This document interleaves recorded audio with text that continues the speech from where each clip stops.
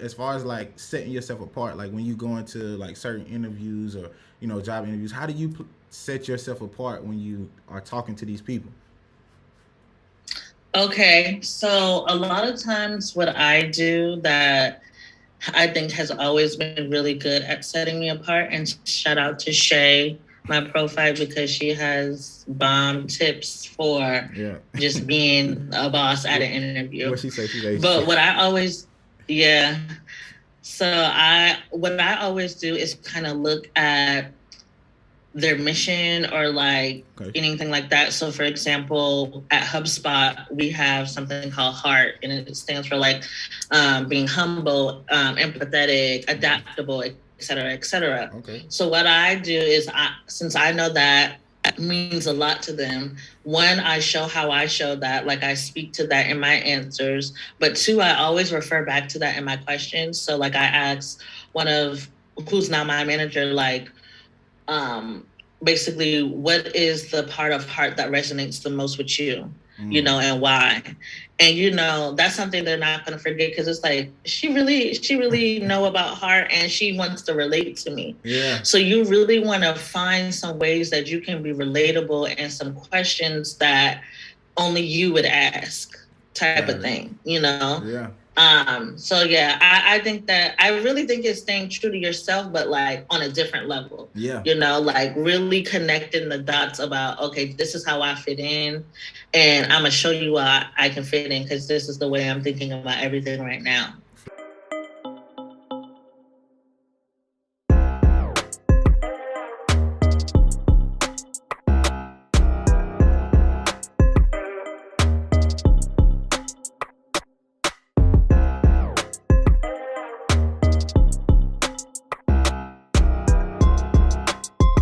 Yo, what's up, everybody? It's your boy Armand back again with another episode of Big Boss Talk, the podcast. Listen, this episode is crazy. I'm gonna tell y'all, man, we did it. My Wi-Fi was jacked up. I tried to say it was hers. It was mine. You know what I'm saying? It was raining. It was raining. Now, I really don't know whose Wi-Fi was jacked up. It probably was mine because it was raining that time we first did it. And I was like, dang, she going to be upset because we got to run it back. And it's hard, when you're doing something for the first time, the excitement, the energy, and it's like, you want to make sure if you're going to do it again, you got to recreate that excitement, that energy. So, my goal is just to bring back the energy, and then also I'm gonna switch up some of these questions on her a little bit, and maybe we can get into some other, some deeper things that maybe we didn't get into last time. But let me introduce who I got. All right, so I got Jessica Hosey, age 27. Her career/job: she's an inbound consultant, aka marketing strategist for HubSpot. All right, college degree: she got a BA in broadcast journalism, MS in integrated marketing. Years in the profession: she is coming up on 1 year in November, actually. So that's coming up pretty soon. She got to get through October. The way these months flying by, she's gonna see that year sooner than later. But Jessica, say what's up to the podcast. Hey y'all, what's up? Happy to be here. Like Armand said, we had some Wi-Fi issues, but we back and we better. So let's get it. That's it. We back and we better. That's all we need. All right. So look, two truths and a lie. She gave me two truths and a lie last time. She said, what's some good two truths and a lie? So I gave her some. I don't know what she gonna throw at me this time, but I'm ready to go ahead and guess this lie because I think I got the lie last time. Or No, did you didn't get the lie last time. Okay, well I'm coming back. I don't Man. think you got This it. is my chance to Yeah. go 1 for 1. Okay, let's go ahead. Okay. So first, I have over 40 pairs of sneakers. Mm. Secondly, I've seen Beyonce 4 times. Mm. Thirdly, I try to support a Black business every 2 weeks. Got you. She trying to really throw me. You know what I'm saying? She trying to get me anyway. Last one is true. Come on now, we can't. We ain't gonna act like you ain't got Jesse put me on. So I'm trying to figure out, like, you know what I'm saying, where we going with that. All right, so that's true. I'm gonna go. And the second one was, what was the second one? Beyonce 4 times. That's true. Huge, man, Renaissance. Y'all love. I think that's true. The one that you trying to throw me off with, because I know you got like sneaker. You got big sneaker head, 40 pair of shoes. I don't think it's exactly four. You said over 40? I said over 40. Okay. I don't know if you got over 40. That's a lot of pair of shoes, man. To really think about it, I mean, it's a lot. So I'm gonna go with. I'm gonna say the. I'm gonna say the Beyonce is a lot. 4 times. I don't think it's 4 times. I just think you've seen her probably a couple of times, but four. Sheesh. Okay, yeah, you're right. Exactly. Hey, what's crazy was I was gonna go I with the shoes. should. I was gonna go with the shoes because I was like 40. She taking advice of what I said, but I'm like, that's too obvious. Like she do sneakers, like that's too obvious. So I was like, it's Beyonce for sure. Yeah, it's Beyonce. I've seen Beyonce, I think like 2 or 3 times. I think it was 2 times. I can't remember. But yeah, I definitely have over 40 pairs of sneakers and, you know, and counting.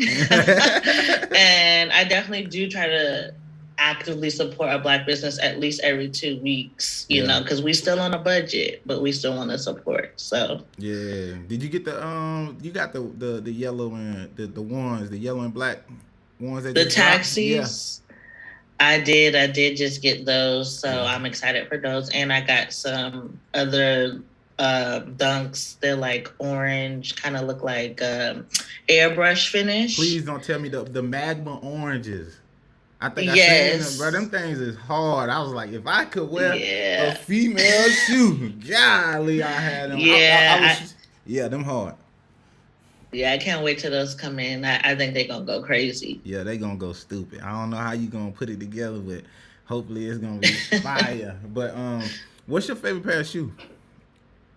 Your most favorite? Okay, so Yeah, I just had this conversation with somebody. I used to say Nike Cortezes yeah, because they're just clean, they're cheap. I always have an extra one on hand because they're affordable. yeah. But if I'm gonna be honest with you, I've been going crazy for the LD waffle. I think it's pronounced Sakai, Mm-hmm. not Sakai's, but I think it's called Sakai. And it's the gray body. Yep. They just so comfortable, and it's a fire shoe. Like Yeah. yeah, it's giving everything that I want. Like it's comfortable, but it's like it's a different type of body. Yeah. So yeah, that's my go-to for right now. Man, you know what's crazy is like I don't know. Sneakerheads always go up for Jordans, but then you ask them like, what's their favorite shoe? It's not a Jordan. Like it's not. It's not a one. It's not like I'm Yeah. confused about that because if somebody was asking me like, what's my favorite shoe? It's definitely in the Jordan collection. I Mm-hmm. think the threes for me are like I like how they just fit around the foot and they really Yeah. comfortable too. Like I think the threes are pretty the most. The threes and the 11s might be the most comfortablest Jordans I've worn. To date. That's just for me. But I like the Yeah. Jordan shoe. Like I'm not gonna go away. I'm not gonna say a Nike or like Cortez or like I just wouldn't. That's not me. I'm like Jordan. That's it. I really think it's because like with Jordans, like a lot of times you gotta catch them on the release. So Mm. like you can't go back and buy them whenever you want to. I mean, you can't go back and buy these Sakai's either. But like that's why I really fucked with the Cortezes because it was like whenever I needed a new pair, Yeah. whenever my old ones were dusty, just go cop. That's it. That's it. Easy. All right, bet. And then you talk about the seeing Beyonce, but what Renaissance song describes you? Cuff it. What? Yeah. I said cuff it. Oh, cuff it. Okay, cuff it. Ah. why? Um, Why cuff it? I'm gonna say cuff it because when I just put that on, like I can't help but not move. And it's getting cold outside. We're trying to fall in love. So yeah, like I really like cuff it. That's like I can't get away from that song. For sure. Second favorite would definitely be Virgo's Groove, just because it's like that same type of like disco 70s vibe. Like it feels good. Yeah. So yeah, for sure. Man, Renaissance. That thing. I don't know how like everybody is just in a chokehold. Not me, but all the women is in a chokehold. I mean, it's some men that's in the chokehold as well too. And I definitely think the album was great. I'm just not like I'm not a beehive. I'm not part of the beehive. You know, that's just not me. But I Mm-hmm. think the music was great. I think if I had to pick a favorite song, I rock with Thick. Um, and then obviously you can't break my soul. Like that was just the first single, so I was like, Yeah. I like that because I'm in the gym and sometimes I'm getting crushed, and I'm just like, you can't Mm-hmm. break my. I'm like talking to the coach, like you ain't gonna get me today. So I like I like those two. Those are solid. But that's what's up. Appreciate you. So two truths and a lie. I'm 1 for 1.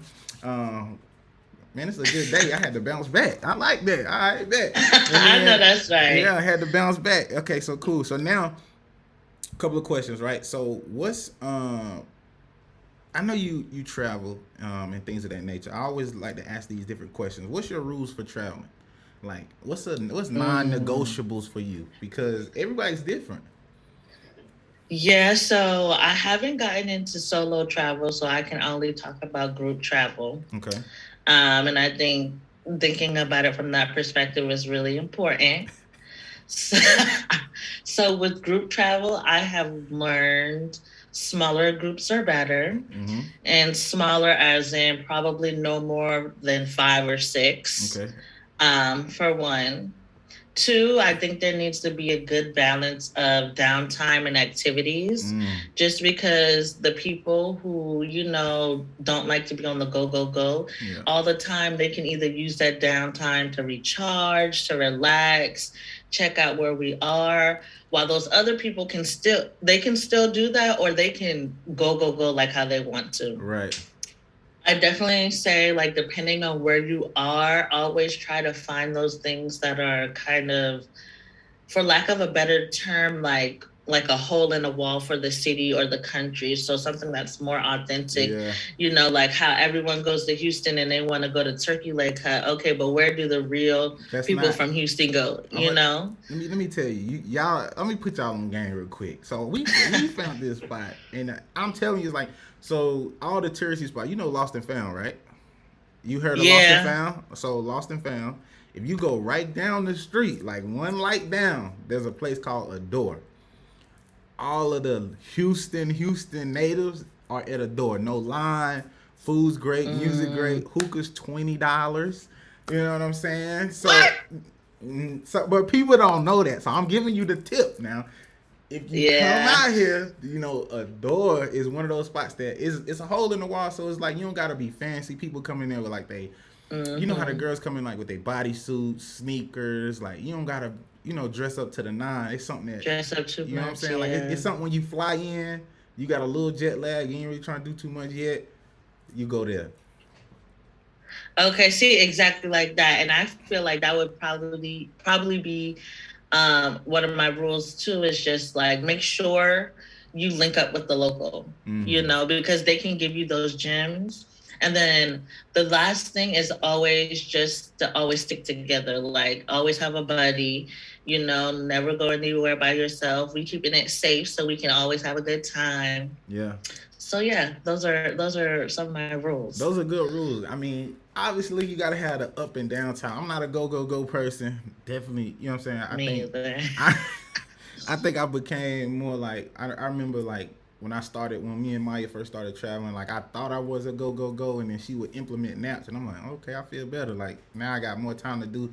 We could just I feel better at night. You know what I'm saying? I'm not dead in the Mm-hmm. club or like I'm not dead at a restaurant. It's like okay, I got a nap, so that's always good. And then what you said? You said something about a buddy. Yes, that's the most important piece because y'all people get drunk and they just feel like they wanderers, like they on some, you know what I'm saying? Yes. Like, oh, I met this friend.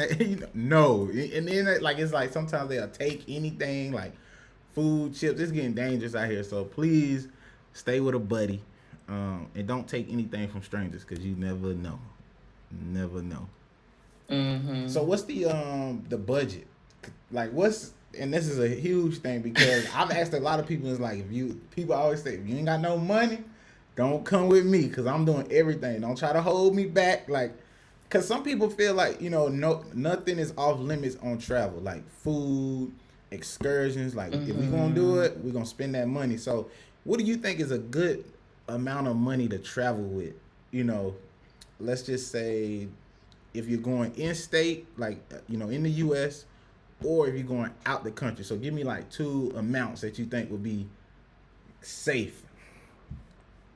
Child, you asking the wrong person because Okay, so let's say, how many days are we going for? Because that matters too. Let's just say weekend. So if we going in the state, weekend. It's in the state. It's a Thursday through Sunday. Okay. We're going out the country. That's that's usually about a week. We'll say like 5 to 6 days right there. Yeah, and we including travel and lodging in this? Yes. Oh my God, because like honestly, I'm gonna be honest. Okay, when I be traveling or go any place, it's really hard to not spend the flight and the lodging already sounds like $500 at least. Oh yeah, it's probably gonna be about 700. Yeah. Yeah, so I would say probably domestic, like I'm gonna just say like $1,100. But that just sounds wild because you're in the US. 1,100 is a lot of money because you're in the US. Okay, let's take. I know. No lodging. We not worried about flights, lodging, because obviously you're gonna have that done before you go. Like if you traveling with a group of people, I'm just saying like, what's a safe amount to to go with? I would say a band. Okay. Like, you know what I'm saying? Because you never know what. Yeah. People, you never know, like the bottles start flowing. Things. That part. I feel like that is safe. But I do feel like, okay, because a band to some people, like, they don't have that, like, offhand. So you really got to ask your group, like, what's this trip for? We going all out or we chilling? Because if your pocket's chilling, you need to say we chilling. Right. Or maybe let's link up on the next time. Yeah. Because that's important when I got different expectations than you, you know? That is definitely now. It ain't the trip that we wanted it to be. That's true. I agree with you, and I think people listening need to be honest. There's nothing wrong with not having the extra change. Like I think people get like I think maybe people be judging, like dang, like you know what I'm saying. Like feel like people be judging them like they ain't got no money or X, Y, and Z. Like bro, things happen, life happens where you have to spend money over here where you didn't think. Like I know there's times when things happen to your car and you're like, man, I just had to dump all this money into my car. Like, I'm chilling right now. I can't really go on this trip. And that's okay to say. Like, I want people to understand, like, have those conversations. Like, what is this trip going to be about? Are we chilling? Are we going all out? Is it for the vibes, everything? We trying to make a movie or we just, you know what I'm saying? Or we just relaxing this weekend. So I think that's important. So I appreciate that on your rules of traveling. You seem like a safe traveler. Last question is one thing people don't know about you. Oh God. Like a secret. One thing, a secret. Jeez, I ain't giving you my good tea. Okay, something that people don't know about me. Secret hobby. Probably. I don't know. What is something people don't know? I feel like I'm kind of transparent. Maybe that I'm scared of the dark. Man, you too old. No, okay. Scared of that. You for real? Okay. You for real? I don't love the dark. Okay. Okay, but okay, let me think for real. What is a secret that people don't know about me?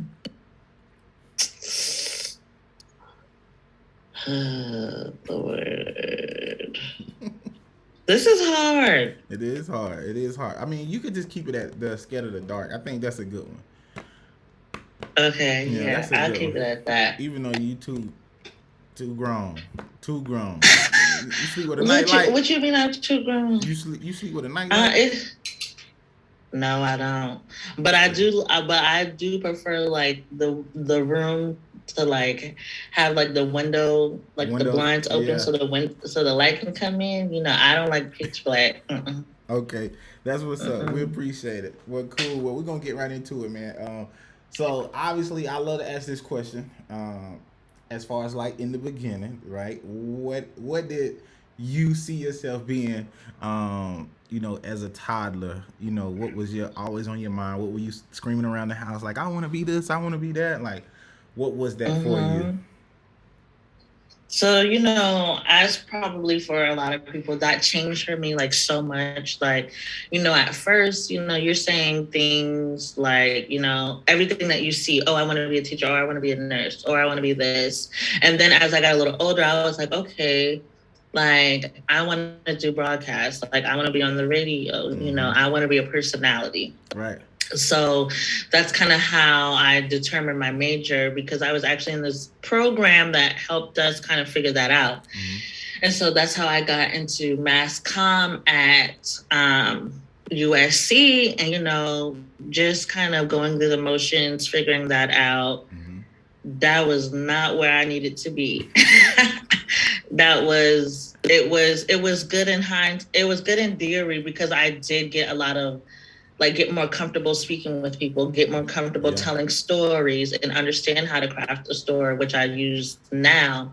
However, it's not in the same capacity as when I was thinking, oh yeah, I'm going to be a broadcast personality. Yeah, I think that's pretty crazy. Like it's crazy when people come on here and they tell me like, or I look at the information that they send back and they was like, I went to mass comm or broadcast journalism, and I'm like, but they not doing that, right? But I did the same thing. Like my first initial setup was to be an engineer, but due to sports and things that I changed it mass comm, and I feel like Mm-hmm. you figured out that it wasn't for you. Like, why did you feel like it wasn't for you? Was it you found out the journey? You found out the money aspect? Because that kind of Mm-hmm. changes people's perspective too. Like you look at people on TV and you don't realize how hard they work to actually get on TV and make the money that they making. Because you don't always start out like that. Yeah. Right. And honestly, that was part of it. Like for actually after I graduated, it took me like a year and some change before I actually got a traditional broadcast job. Like I was Mm-hmm. going into the news station to work. So that was one aspect, because you kind of get discouraged in that journey sometimes. Yes. And then also it was definitely the money aspect, because I was like, I felt that I should just be making more. Like I have these skills, I have this brain, I have, this talent. I should be making more. And then Mm-hmm. lastly, it was the schedule. So like I was waking up at 2 a.m. to get to work at 3 a.m. And I Mm-hmm. was like, this is not conducive for the lifestyle I want to live. And, I'm missing out on family functions, friend functions, and that's what's important to me. Yeah. So I quickly kind of figured out, okay, yeah, this is for right now, but this is not for longevity. Right. That's cool. I mean, I definitely agree. Like I talked to so many different people. I'm not sure. I mean, I know you probably know Alex Grant. He does the photo Mm-hmm, shoots for, yeah. and he was talking to me about the schedule. Like I was like, kudos to you, bro, because you stuck with it. Because he's like, he misses all the events and things. But then I'm like, but look at you now, though. You know what I mean? Like what you're Yeah, he's doing. that He's dude. that guy. Like I Yeah. see him. Taking pictures of Christian McCaffrey. Like he's zoned in. But sometimes some people can stick through that. I knew I couldn't stick through it because I was like, it was all about the money. It Mm-hmm. was the money for me. And then for you, I know you were talking about just the, missing the family functions, the events, waking up 2 o'clock, trying to get to work by 3. Like, that's absurd. Like, I'm probably still up at 2. You know what Yeah. I'm saying? Hoping I get 4 to 5 hours to get up at 7 or something like that. So it's like that. That's wild to me. Mm-hmm. But what do you think? Hindsight, right? What do you think you should have done differently as far as like in picking your major? Because there's a lot of times kids go into things and they're like, oh, this looks cool, and then until Mm-hmm. and then as you graduate and everything, and like you said, it took you a year to find something, and then once you found it, it's like, this ain't conducive to my lifestyle. Like, how do we help people find that out Yeah. early? Like, what do you think you should have done earlier? One, I mean, it's hard because when you're in school, you don't know a lot about yourself. Mm-hmm. You're probably you might start to try to figure it out, but Yeah. like I feel like that time when you really come into yourself is after school. So maybe I would say if there were more programs that like focus on just you as like a person, like Mm-hmm. maybe I think the whole setup needs to change a little bit, like focus more on, okay, yeah, we do core classes, I think, for a year, but have more classes that are just general overall life that can be applied to a lot of different majors, Yeah. so that when you're a little bit older and you get more experience and have these internships to figure out yes no yes no, then you go into your major. I mean, some places do have it set up but like that, but I just really think that, I don't know, like I was blessed that broadcast journalism could still be transferable to a Yeah. lot of other fields, but I do feel like whenever anyone gets really niche, like marine biology, and stuff like that, advice I would give is to think bigger picture. Yeah. Think about something that is going to be transferable to, like, later down the line I could still go to marine biology, or like later down the line I can still be da da da da da. But when Yeah. you're in this undergrad situation, have a more transferable skill set so that Right. you can use that wherever you go and think about your major that way. Right. I think that's key. Like what you said is just something that's more transferable and things of that nature. Like my whole, I think the Mm-hmm. whole education system should be done a little differently, in my eyes. Yeah. I just, it's crazy because like people, our parents always told us like the degree is what's going to allow you to get into some of these doors. You know what I'm saying? That you probably wouldn't get in without them, which is true. But when they talk about the certain skill set and specifics, like really feel like they lead those skill sets. Like some job applications, you do need the skill sets. I think anything Mm-hmm. as far as like medical related, like that's set in stone. Like I think you can't really mess with that Yeah. too much. You know what I'm saying? Like medical, a lawyer, y'all got the blueprint.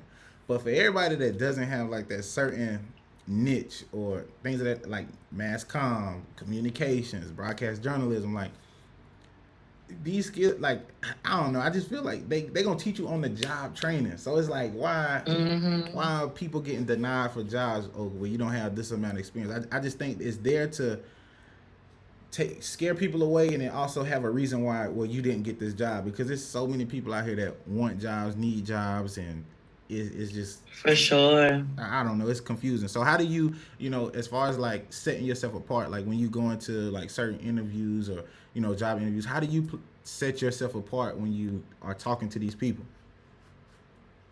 Okay, so a lot of times what I do that I think has always been really good at setting me apart, and shout out to Shay, my profile, because she has bomb tips for Yeah. just being a boss at what an interview. what she say? She's a But what I always, yeah. So what I always do is kind of look at their mission or like okay. anything like that. So for example, at HubSpot, we have something called HEART, and it stands for like being humble, empathetic, adaptable, et cetera, et cetera. Okay. So what I do is, since I know that means a lot to them, one, I show how I show that, like I speak to that in my answers, but two, I always refer back to that in my questions. So like I ask one of who's now my manager, like, um, basically, what is the part of heart that resonates the most with you, and why? And that's something they're not going to forget, because it's like she really know about heart, and she wants to relate to me. Yeah. So you really want to find some ways that you can be relatable, and some questions that only you would ask, type Got of it. thing, Yeah. So yeah, I think that I really think it's staying true to yourself, but like on a different level, Yeah. like really connecting the dots about, okay, this is how I fit in, and I'm gonna show you why I can fit in, because this is the way I'm thinking about everything right now. For sure, man. I think like when you go into an interview, it's almost like going into a date for the first time. Like Yeah. it's like you gotta be it's a certain type of confidence you walk in there with. Like, you ain't about to, you know what I'm saying? Like, you ain't about to get me, and I ain't about to get you, but well, let's have this conversation.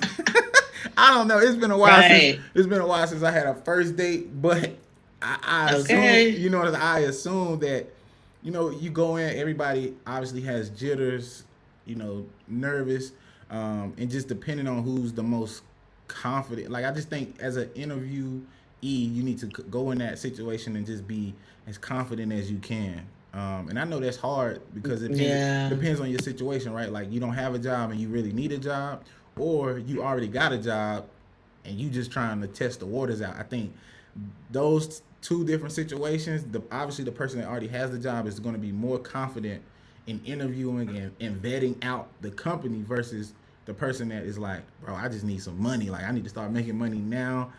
I've been at home for a year, you know, that type of deal. So I just think, you know, for the listeners, viewers, you know, listen to what Jessica was saying. Like, you know, you gotta, the mission, you know, I mean, I think I heard of that, but just when you said it and how you flipped that question, like, what part of heart resonates with you? Like, I'm like, dang, like, you know what I'm saying? That'll catch them off their toes. They be like, they'll jot that down and be like, oh, she's good. You know what I mean? So yeah, exactly. And that's what I feel like. I feel like my goal from the interview is, and I think this should be anyone's goal, is to be like, dang, like, I really liked her, or like, dang, I never thought about it like that, you know? So that you stick in their mind, at the top of their mind. They might not remember nothing that you said, but they remember that question, and I need to talk to her again. Man, I guarantee you. I used to interview people for jobs, and everybody gonna give you the same kind of basic answers, right? Like generic, like, you know, I'm a super hard worker, da da da da.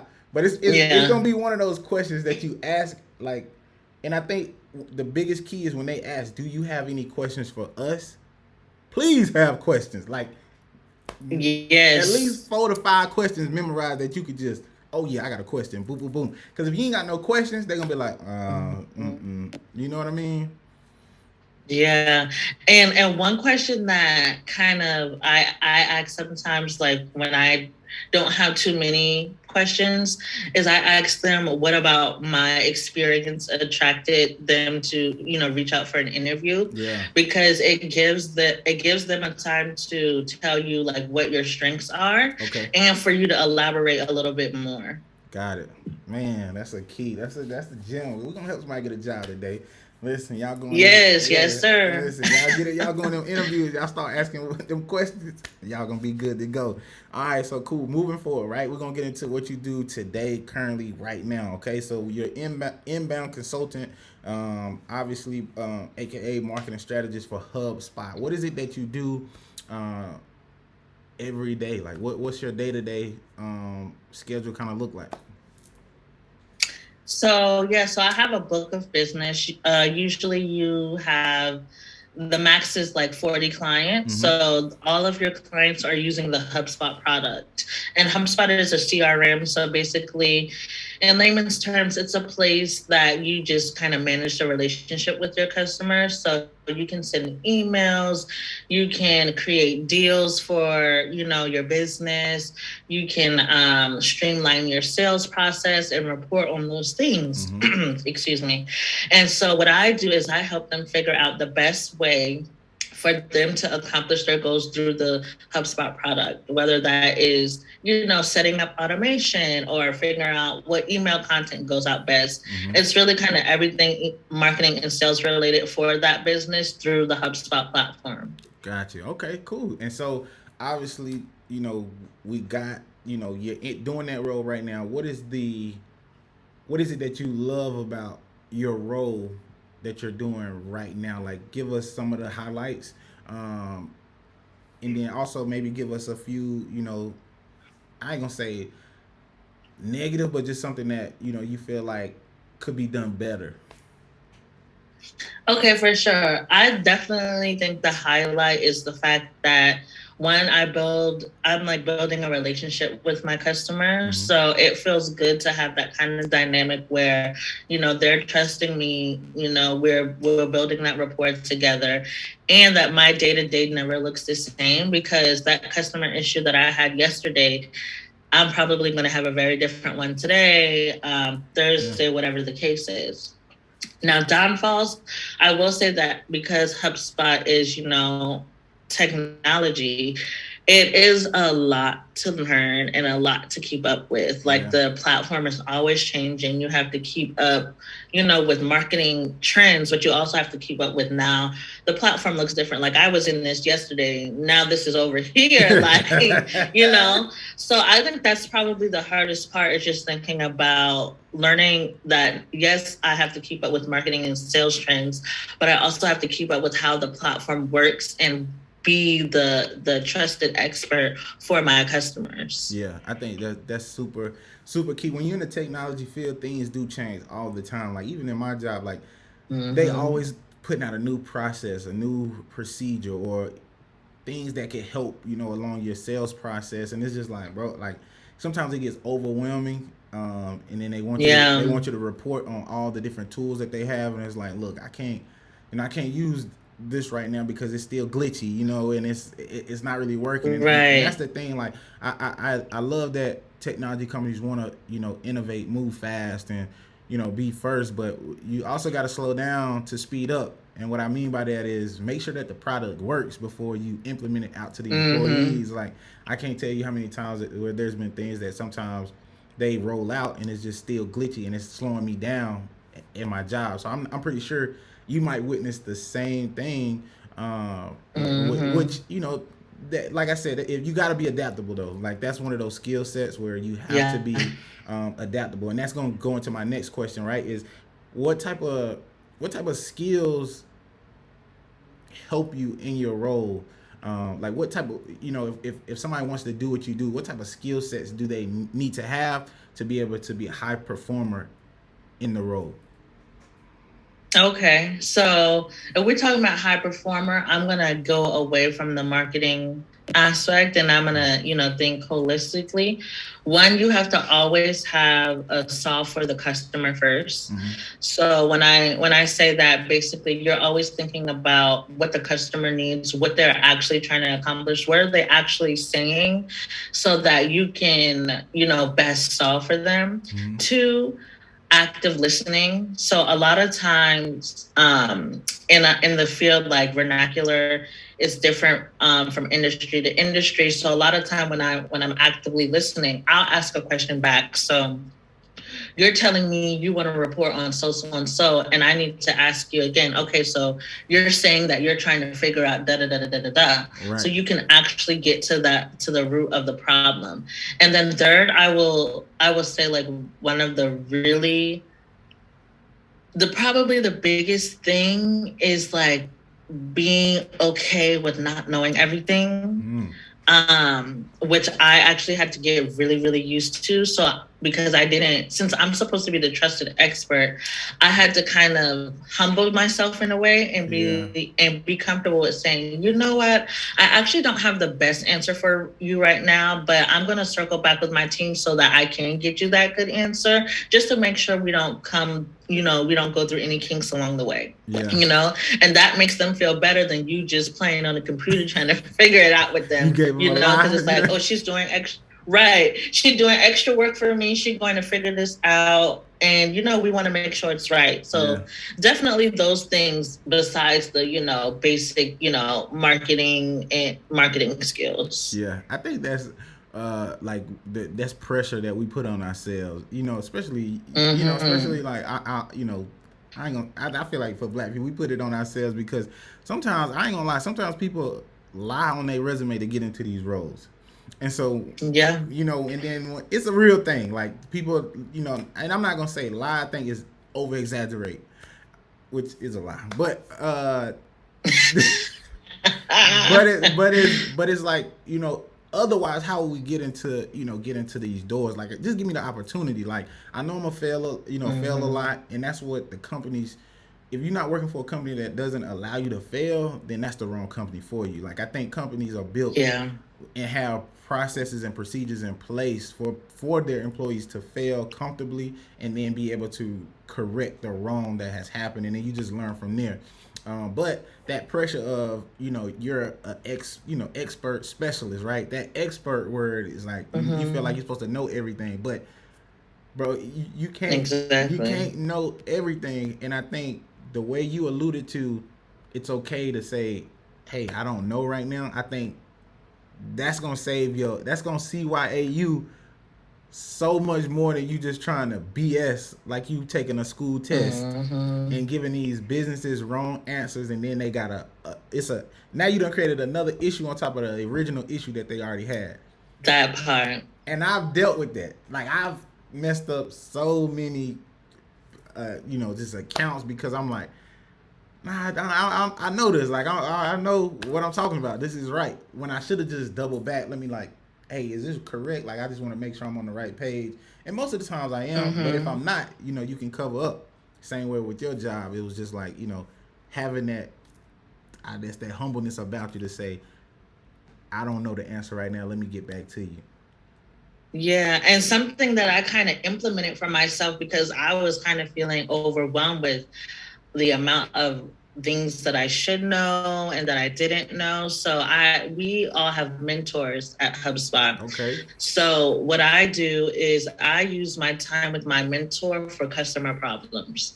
So if I have something that I don't know how to figure out, I save it for my mentor meeting. I'm like, hey, this is what's going on. I'm not sure how to deal with it. Do you have any advice? Yeah. And that's how we use the time, because that's how I needed to use the time. Like, you should always be using your resources and time how you need to, so that you can perform your job better. Yeah.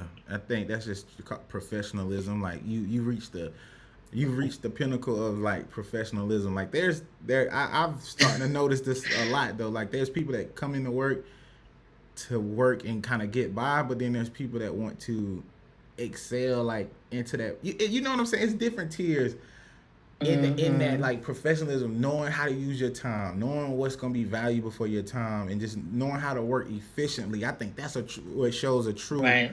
a true professional versus, like, obviously we still having hiccups, not managing our time well, not doing, and that's what I strive to be, is like a true professional. But it's hard because I'm not the type of person I'm not giving 100% to this company because I got other things that I'm doing out. You know what I'm saying? Like, I'm not gonna give them No, I 100. feel You know what I'm you. saying? But for people that this is their job is everything, you can tell, like, it's the professionalism and everything like that. And I'm not saying that's you, but I'm just saying I think you're just a person that knows how to use their time. Like, you've been in the role, you Thank you. understand, Yeah. like, okay, this is more important, like, with my time, because I'm pretty sure you got other things that you were working on outside of just of HubSpot for sure. For So sure. that's dope. So then, I guess the only question that I would want to ask next is why did HubSpot choose you? Yeah, okay. So, that's a wild story. Kind of wild, not really. So, after I graduated, I was like, okay, I know I'm not going to stay at my current company. I need some more money. So I left and got another job real quick. It was offering me the most. Mm-hmm. I got into it. It was a very small company. I was the only one who looked like me. When I say very small, it was like 10 people. And so, yeah, if that, like, it was like 10 of us. So, okay, I'm still on LinkedIn because it's, I'm actively searching on LinkedIn, like that's how I have my profile open. And all of a sudden HubSpot reached out to me and I'm like, here we go, another one of these scams. I literally was like, here we go, another one of these scams. However, I was in this group called the Black Marketers Association of America. Mm-hmm. And the girl who put that together, Natalie, she actually worked at HubSpot. Okay. And so she was always posting, like, she loved her job. Like, they're so transparent. And I'm like, hold on, this is saying HubSpot? Wait a minute. Let me respond to this lady real quick. Right. So literally, they found me through LinkedIn, and I was able to associate, okay, this is a pretty good company through my connection with Natalie. I've Okay. never met Natalie. We only been on LinkedIn together. Like, Yeah. but because of that, I was able to be like, okay, let me see about them. And so that's kind of how that transpired. She actually connected me with somebody who was in the role, who like was really influential and helped me through my process, because the HubSpot interview process is like it's kind of tedious, you Yeah. know. I think it was like 4 or 5 interviews, a panel, a presentation, all of that.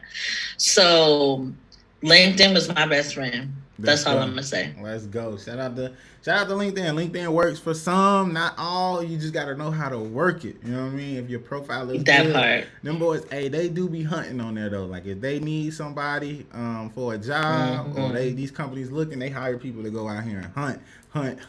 Cause I can tell you, I got like so many DMs. It's ridiculous. And I'll be like, let me hear what y'all talking about. But then if they ain't talking right, I'm like, don't worry about it. We good on this side. Exactly. But that's what's up. I appreciate you going into detail as far as like, you know, doing what you do, your role, how you got there, what you enjoy about it, what you feel like, is a not a negative, but just something that that could be worked on a little bit.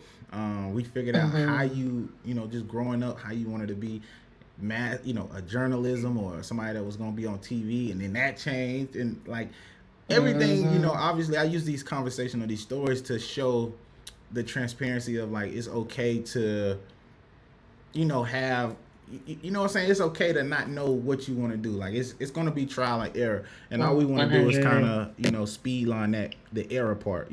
Obviously try everything you want, but if you can listen to these conversations and pick up on errors or things that went wrong, and be like, oh, I know not to do that. Like I'm not gonna do that. So it's like that's what it's here for.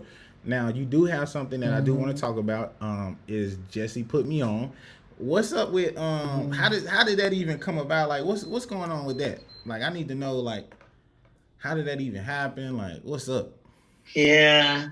So, actually, I came up with Jesse Put Me On. Shout out to my friend Jasmine Gates for the name. I came up with that during my time at NYU. Okay. So at NYU, I was in a class and we had to put together a brand, so to say, and like promote it on social media. Everyone was so confused, like, you want us to create a business, da da da da. And no, she was like, no, figure out what your personal brand is and then how you can execute a social media strategy behind it. Mm-hmm. So, I was in school in COVID, a lot of things were happening, especially when it came to DI and B, and stuff like that. So I was like, what about me is different, and how can I showcase that to other people? So I was like, I know that one day I want to use my marketing skills for Black people, Mm-hmm. Black businesses. Yeah. So how can I execute that? And so that's how I kind of came up with the idea of Jesse Put Me On, because not only am I putting you on to new businesses, I'm also trying to put these businesses on to marketing tips Yeah. and resources and things of that nature. So that's kind of how I came up with the idea. I already knew, and that's kind of in the space when I was like, I want to support more Black owned businesses. Yep. So I was like, this is the perfect opportunity and platform. And that was like in 2020, I guess, either 2020 or 20. Yeah, I think it was 2020, and I'm still doing it to this day. Like it wasn't like a class project, and now it was a one and done. Yeah. Jesse Put Me On is still here. I think that's really dope. The just be able to highlight and support Black business. I think the last time we talked, I asked you, was this gonna be like your full time? Like, did you want to try to move this over to full time and like coach different businesses? But I think you were like you were hesitant on like doing that. I think I Mm-hmm. forgot like what's your real your goal with this as far as like how big you want to take it. You know what I mean? Like is it something that you want to use to if it gets to a certain degree where you can say all right, I'm done with HubSpot, or maybe you may keep HubSpot but you're more into Jesse Put Me On, and what it has became become. What is your idea? Yeah. Like, how do you see that? What's your vision? So I like stability. So the 9 to 5 is cool with me, Yeah. type of thing. And the one thing I love about HubSpot is they give me so many freedoms to do a little bit of everything. Okay. Like not too long ago, I did social media for our Black at Inbound community, and that was dope for me. Like, I love that.